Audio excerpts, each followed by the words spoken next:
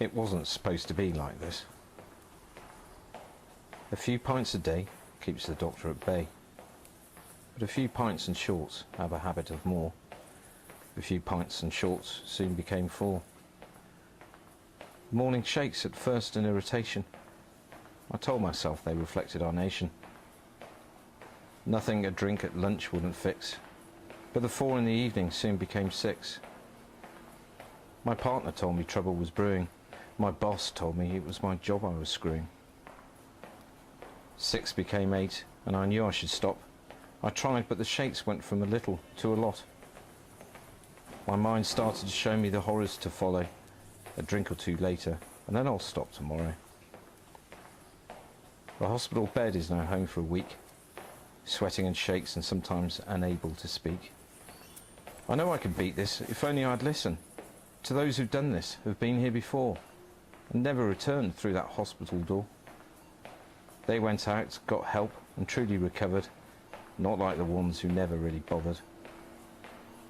I have a choice now, to seek help or not, and if I don't, I know my body will finally rot.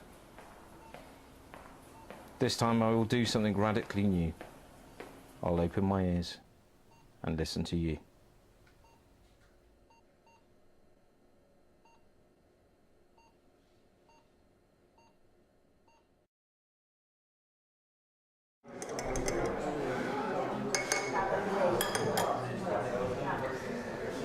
So that was me 3 years ago, and thankfully I've never had to return through those hospital doors again. Chances are, if you're watching this film, you're either in detox, in hospital, having a detox at home, or you're about to have one prior to going into rehabilitation. The purpose of the film is not to preach or to lecture or to tell you how to lead your life, or indeed to tell you what to do when you leave hospital or after your detox. It's simply a series of interviews with people who have been where you are now. They share their strength, they share their hope, and they've shared their experiences. Take some courage and also some positives from what they have to say. And when you leave detox, or you've finished your course of treatment, try something different and go out and get the help that you deserve. Good luck.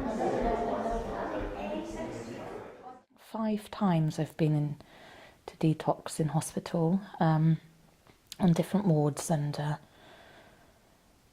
I would get through the physical withdrawals okay. I'd be pumped full of different medicines, and then they'd keep me on just to see how I was doing, but I knew that I was getting out, so I'd get more and more scared as I knew I was getting out, because I knew damn well that my head was telling me, you need to go and use, I can't, or go and drink, or people would have drink in there, so I'd just be drinking as well, and I've been thrown out, being breathalyzed, and you've got alcohol in your system, you need to get out, and just this knowing that each time I knew I couldn't do it, having to have drugs tests and knowing that they weren't going to come back clean, even though I desperately needed them to come back clean as my son had been taken off me, and it was just couldn't seem to do it every time.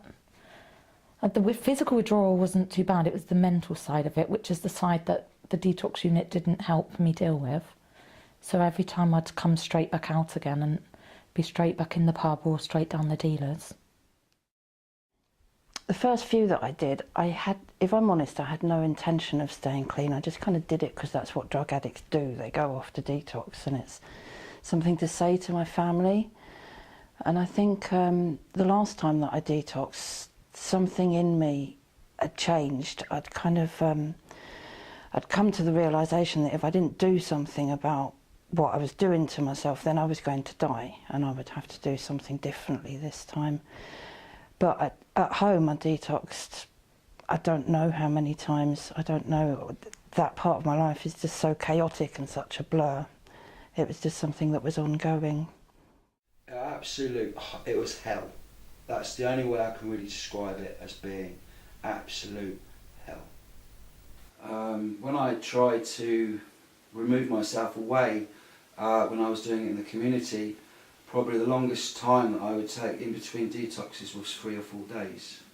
I couldn't stop using drugs When I found heroin, I think the longest period of time that I spent without using was probably 12 hours. I just had an obsession that I could not fulfill or satisfy, and it left me without the drugs, so of feeling absolutely unable to still cope with myself or whatever was going on in the outside world. So the only thing that would satisfy that would be the feeling or what the drugs gave me. In total, I went through detox I was in hospital 12 times, but I lost count of the number of times that I actually went through a detox from alcohol addiction, basically, alcohol dependency.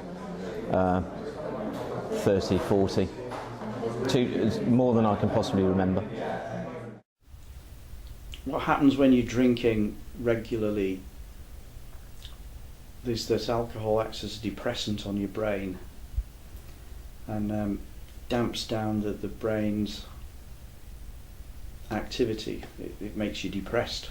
It works as a respiratory depressant, so it depresses stuff. And when you stop drinking, then the brain gets very, very excitable, and all sorts of things can start happening.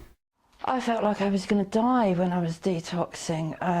I had diarrhea, I was sweating, I was shaking. I actually felt like my body couldn't physically function without drugs in it. I thought that was how I worked. I needed drugs to survive.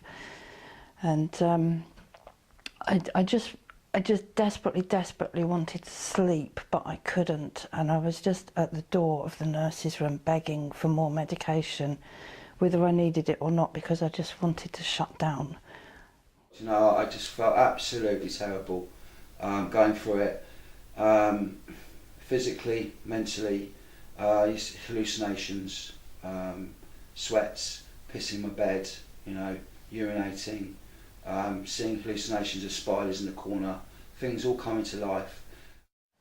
Like I felt like I'd been running a marathon. I couldn't sleep. My legs were just constantly, I was like jogging on the spot, sweating, and things were coming out the ceiling at me, and I was constantly doubled over in pain, having to go to the toilet, just absolutely sweating and then be freezing cold.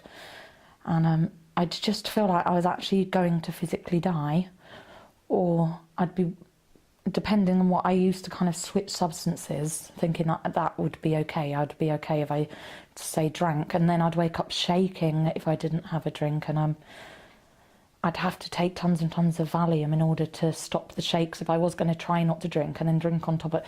So every time I tried to kind of detox, I never fully detoxed, because I was always just taking other things instead.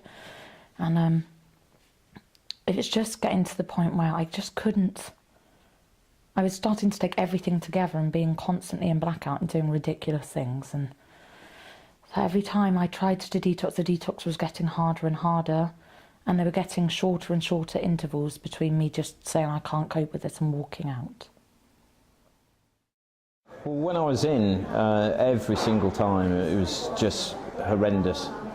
I mean, before going in, I'd got to a point that I just couldn't continue. I knew I needed to stop, but every time I did try to stop, my withdrawals were unbelievably hideous. Started off as mild shakes, sometimes within an hour, sometimes within half an hour of having my last drink. I couldn't even go more than a few hours at its height, when I was really bad, without going into some kind of withdrawal symptoms.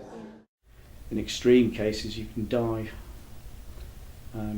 Alcohol's the only drug which, in withdrawals, can actually kill you.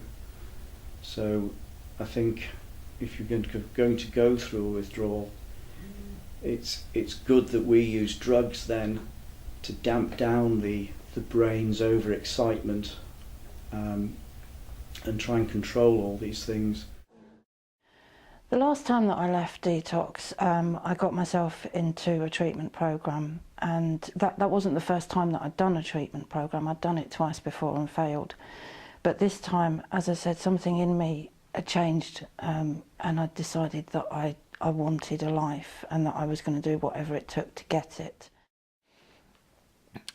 Last time I left, I started getting help through a 12-step fellowship which believed in abstinence of all mind-altering substances, and I was there on a methadone script, and I desperately wanted to come off it.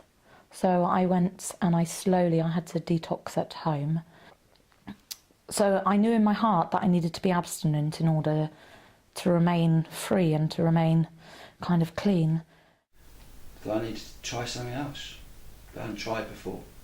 And I think one of the other important things for me was that I was willing to do whatever it took for me to get the help that I needed for me. What I did differently was that I finally realised I couldn't do it on my own. I had to go out and get help. I had to access the alcohol support services which were in my community, and they range from 12-step programme groups to other community groups, a whole range of services. In fact, when I actually looked into it, I was amazed at the amount of help that there was available, because I never looked before. And surprisingly enough, because I never looked and I never accessed those services, I failed every single time. The advice I would give to someone leaving detox for the first time is to get as much help as you can. To wherever you can find people to talk to and people that can help you, then do it, because you can't do this on your own. I would access the support that's in your community, that there are people who care about you, who want to help you. I would access that support. If you've got family, if you've got a social worker, if you've got a nurse next door who has been talking to you in a kind way, they all want to help. The advice I'd give anybody who is just about to leave detox is remember that you can't do this on your own. For me, I had to ask for help, and in the right place, and I had to ask for people who understood how I feel. It's just such a relief to be able to say to somebody, I've done this, and they go, I've done the same thing, and the relief is just immense, and just to know that I am not alone anymore. So for anybody who's watching it, no matter what their circumstances may be, whether it's their first detox because they didn't realise quite how bad their addiction was, whether it's their 20th because they really have hit rock bottom as I did, go and access the services which are available. You can't do it on your own, and you just have to get the help that's readily available. Last detox I had, I was still battling to get my son back. He wasn't allowed to see me. I hadn't seen him for months, and now I've got my boy back in my life, and I've got a little girl who's never ever seen me touch any substances at all, and I've been through college and got outstanding results. I can't believe it. I had to go and pick up a special award the other day for doing so well, a special achievement award, and I'm off to university in September. And my life today is changed absolutely threefold. I cannot even describe how my life is different to what it was. When I was living before as an active addict, my life was living hell. Today that I've found freedom from active addiction, I'm doing the things that I always dreamt that I couldn't do. I can wake up in the morning and not have to reach for that bottle or reach for that substance and think, well, that's going to fix me today. I can wake up and think, oh my God, how grateful I am to be alive.